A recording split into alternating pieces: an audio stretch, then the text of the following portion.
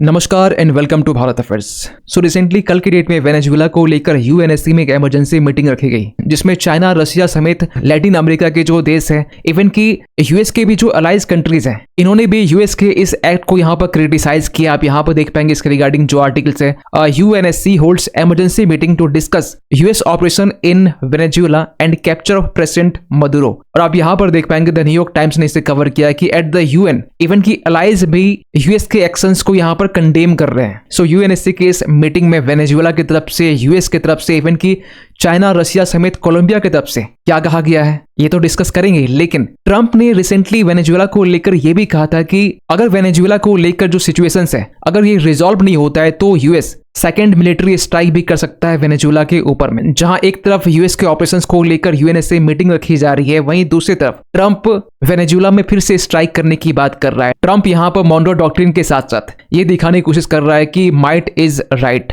सो discuss करते हैं इस टॉपिक को डिटेल से। सो आपको बता दें कि जब यूएस की तरफ से ऑपरेशन एब्सोल्यूट रिजॉल्व स्टार्ट किया गया था वेनेजुएला के प्रेसिडेंट निकोलस मदुरो को कैप्चर करने के लिए, इसके लिए यूएस ने मदुरो हाउस का एक रेप्लिका तैयार किया था, जिसमें यूएस के जो एलिट ट्रूप्स थे ये रिहर्सल किया करते थे। ऐसा नहीं कि यूएस के जो ट्रूप्स हैं ये सडनली वेनेजुएला के ऊपर में स्ट्राइक करते हैं, फिर कैप्चर करके इसे यूएस ले आते हैं। और यूएस के इसी एक्शंस को देखते हुए कोलंबिया की तरफ से यूएनएससी में इमरजेंसी मीटिंग की डिमांड की गई, जहां कल की डेट में 5 जनवरी 2026 के दिन में यूएनएससी की मीटिंग बुलाई जाती है, जिसे रशिया और चाइना दोनों भी सपोर्ट करते हैं। और इस मीटिंग का टाइटल था threats to international peace and security. और इस यूएनएससी के मीटिंग में यहाँ पर act of aggression, threats to sovereignty और यूनिलैटरल मिलिट्री एक्शंस को लेकर यहाँ पर जो मुद्दे थे इन्हें एड्रेस करने की कोशिश की जा रही थी। क्योंकि जब भी वर्ल्ड में पीस को लेकर और सिक्योरिटी को लेकर इश्यूज क्रिएट होते हैं तो ऐसे टाइम में यूएन चार्टर के तहत में जो यूएनएससी है, यूनाइटेड नेशन सिक्योरिटी काउंसिल्स, ये रिस्पॉन्सिबल होता है कि कैसे पीस और सिक्योरिटी को यहाँ पर मेंटेन रखा जाए। लेकिन यूएस के ऑपरेशंस को लेकर यहाँ पर यूएन चार्टर का ही जो आर्टिकल 2 क्लॉज 4 है, जिसमें टेरिटोरियल इंटीग्रिटी और पॉलिटिकल इंडिपेंडेंस को लेकर कोई भी देश फोर्स का यूज नहीं कर सकता है, मींस यहाँ पर पूरी तरीके से इसे प्रोहिबिट करता है। लेकिन इसमें एक एक्सेप्शन यहाँ पर यह है कि यूएन चार्टर का जो चैप्टर 7 है वो ये अलाउ करता है कि आप फोर्स का यूज कर सकते हैं, लेकिन इसके लिए पहले यूएनएससी के ऑथराइज की जरूरत होगी, या फिर आप अपने सेल्फ डिफेंस में फोर्स का यूज कर सकते हैं, जो बेसिकली चार्टर 7 की आर्टिकल 51 में मेंशन है। लेकिन यूएस के केस में क्या ऐसे देखने को मिला, तो इसको लेकर यूएस के जो प्रतिनिधि है टू यूएनएससी, माइक वॉल्ज, इन्होंने यहाँ पर यह कहा कि Trump gave diplomacy a chance, he offered Maduro multiple off ramps, he tried to de-escalate। इसके बाद इन्होंने ये भी कहा कि there is no war against Venezuela or its people, we are not occupying a country। Actually यहाँ पर mic Waltz ने ये कहा कि ट्रंप वेनेजुएला को पहले भी डी-एस्केलेट करने के लिए टाइम दिया था, इवन की डिप्लोमेसी को लेकर भी यहाँ पर काफी चांस दिए गए। और यहाँ पर ये भी कहते हैं कि हम लोग वेनेजुएला और वेनेजुएला के जो लोग हैं इनके अगेंस्ट में नहीं है, ना ही हम लोग वेनेजुएला को ऑक्युपाई करना चाहते हैं। एक्चुअली ये जो ऑपरेशंस है ये नार्को टेररिज्म के अगेंस्ट में थी, जिससे यूएस पीस, लिबर्टी, जस्टिस ये इंश्योर करना चाहती है for the peoples of Venezuela. Means US की तरफ से इस ऑपरेशन को कहीं ना कहीं जस्टिफाई किया जा रहा है कि ये जो एक्शंस है निकोलस मदुरो के अगेंस्ट में, जो नार्कोटिक्स ट्रैफिकिंग में इन्वॉल्व थे, नार्कोटिक्स टेररिज्म में इन्वॉल्व थे, तो ये ऑपरेशन जो है ना ये कोई इन्वेजन नहीं है। और यूएस बार बार ये कहता है कि ये हमारे नेशनल सिक्योरिटी का मामला है, जिसके कारण लैटिन अमेरिका के काफी ऐसे देश हैं, वेनेजुएला से लेकर कोलंबिया, वहां से ड्रग ट्रैफिकिंग की जाती है यूएस में, जो यूएस के लिए एक डायरेक्ट सिक्योरिटी थ्रेट है। लेकिन यूएस की एक हिपोक्रेसी आपको बताते हैं। देखिए आज के टाइम में निकोलस मदुरो की जो प्रोसीडिंग्स है ये यूएस के न्यूयॉर्क कोर्ट में चल रही है। और ऐसा ही केस आज से कुछ टाइम पहले लैटिन अमेरिका का एक देश होंडुरस, अगर आप मैप में देखें तो आपको यहाँ पर देखने मिलेगा, ये जो होंडुरस है यहाँ के एक प्रेसिडेंट ऑरलैंडो हर्नांडिज, इन्हें सेम क्राइम को लेकर कॉन्विक्ट किया गया और 45 ईयर्स के लिए इन्हें यहाँ पर सजा सुनाई गई। मींस जो चार्जेस निकोलस मदुरो के ऊपर लगे हुए नार्कोटिक्स ट्रैफिकिंग को लेकर, सेम चार्जेस ऑरलैंडो हर्नांडिज के ऊपर में थे। लेकिन पिछले ही मंथ दिसंबर के टाइम में ट्रंप की तरफ से इनके ऊपर जो चार्जेस थे ये हटा दिए जाते हैं, इन्हें यहाँ पर रिलीज किया जाता है। तो इससे ये मालूम चलता है कि अगर आप यूएस के इंटरेस्ट के अगेंस्ट में हो तो आपके ऊपर में एक्शन लिया जा सकता है, और अगर आप नहीं हो तो आपके ऊपर एक्शन लेने के बाद भी आपको रिलीज कर दिया जाता है। वैसे आज के टाइम में हैशटैग क्रूड ऑयल ये ट्रेंडिंग कर रहा है, क्यों कर रहा है आपको पता होना चाहिए। और इसी के साथ साथ आप यहाँ नीचे देख पाएंगे ट्रंप भी ट्रेंड कर रहे हैं। खैर वेनेजुएला की तरफ से यूएनएससी में ये कहा गया कि यूएस का ये जो एक्शंस है ये इलेजिटिमेट है। आप यहाँ पर देख पाएंगे illegitimate armed attack without any legal justifications, और ये जो एक्शंस है यूएन चार्टर को भी ब्रीच करता है। इवन कि चाइना और रशिया की तरफ से शुरुआत से ये बातें की जा रही है कि निकोलस मदुरो को और इनकी वाइफ को जितना जल्दी हो सके यूएस इसे रिलीज करे। इवन की यूएनएससी की मीटिंग में भी चाइना और रशिया की तरफ से सेम बात यहाँ पे की गई कि यूएस का ये जो एक्शन है ये यूनिलेटरल है, इलीगल है और एक बुलिंग एक्शन है। रशिया के जो एनवॉयज हैं इन्होंने ये भी कहा कि यूएस का जो एक्ट है ये एक आर्म्ड अग्रेशन है। इवन कि चाइना के जो रिप्रेजेंटेटिव है इन्होंने ये कहा कि no country is the world police. वैसे वेनेजुएला में जब से यूएस ने एक्शन लिया है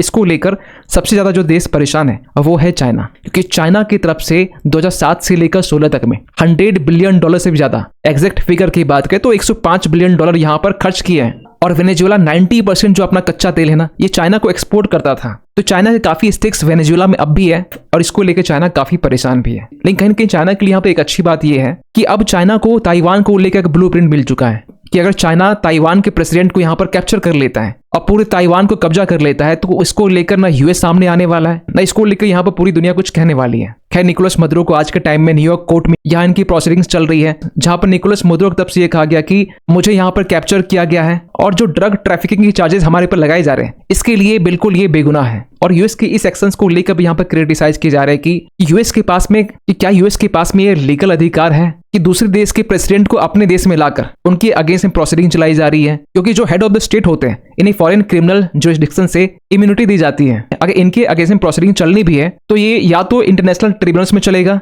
फॉर एग्जांपल कि आईसीसी इंटरनेशनल क्रिमिनल कोर्ट, या फिर यूएनएससी इसे ऑथराइज करेगा तो इसके बाद में प्रेसिडेंट के अगेंस्ट में प्रोसीडिंग चलाई जा सकती है। खैर यूएनएससी में जहां एक तरफ पूरा लैटिन अमेरिका एक तरफ था जो यूएस की इस एक्ट के अगेंस्ट बातें कर रहा था, वहीं दूसरी तरफ यूएस के जो अलाइज कंट्रीज है ये भी यूएन की इस मीटिंग में यूएस को क्रिटिसाइज कर रहे थे। इवन की जो फ्रांस है, डेनमार्क जैसे जो देश है, इन्होंने ये कहा कि ये जो स्ट्राइक है ये अंडरमाइन करता है principle of peaceful disputes resolutions और यूएस ने यहाँ पर यूएन चार्टर के रूल्स को यहाँ वॉयलेट किया है। इवन की जेफरी सेक जो यूएस के जाने माने इकोनॉमिस्ट है, इन्होंने यहाँ पर यह कहा कि अमेरिकन्स मस्ट गेट आउट और उसके बाद ये कहा कि America's long record regime change operations demanding an immediate US withdrawal from Venezuela and the wider region. और फिर इन्होंने बाद में ये वार्न किया कि foreign military and political interference only depends instability, violate international law and pushes the world closer to chaos as diplomatic watches in stunned silence. खैर US की इस एक्शंस के बाद में पूरा जो लैटिन अमेरिकन कंट्रीज है, चाहे वो कोलंबिया हो या फिर क्यूबा हो या बाकी अदर कंट्रीज हो या मेक्सिको हो, ये सभी यूएस के अगेंस्ट में खड़े हैं। इवन की यूएनएससी में ही कोलंबिया की तरफ से जो रिप्रेजेंटेटिव है इनके बीच और यूएस की तरफ से जो माइक वॉल्ज हैं, दोनों के बीच में एक बहस भी देखने को मिला।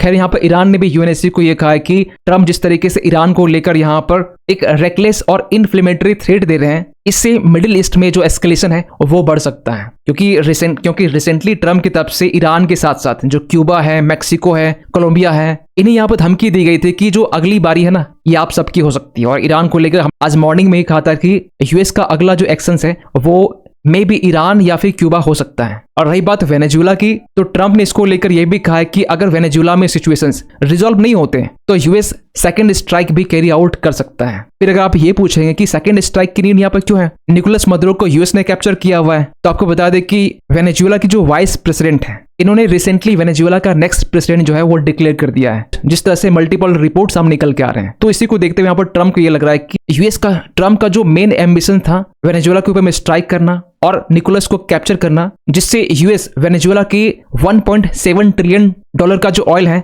इसे पूरी तरीके से कैप्चर कर लेगा। लेकिन वेनेजुएला के वाइस प्रेसिडेंट जिस तरीके से ट्रम्प के अगेंस्ट बातें कर रहे हैं, तो हो सकता है कि ट्रम्प सेकंड स्ट्राइक वेनेजुएला में कर सकते हैं। खैर आप क्या सोचते हैं पूरे अपडेट को लेकर कमेंट कीजिएगा। मिलते हैं किसी अगले वीडियो में, तब तक के लिए थैंक यू सो मच।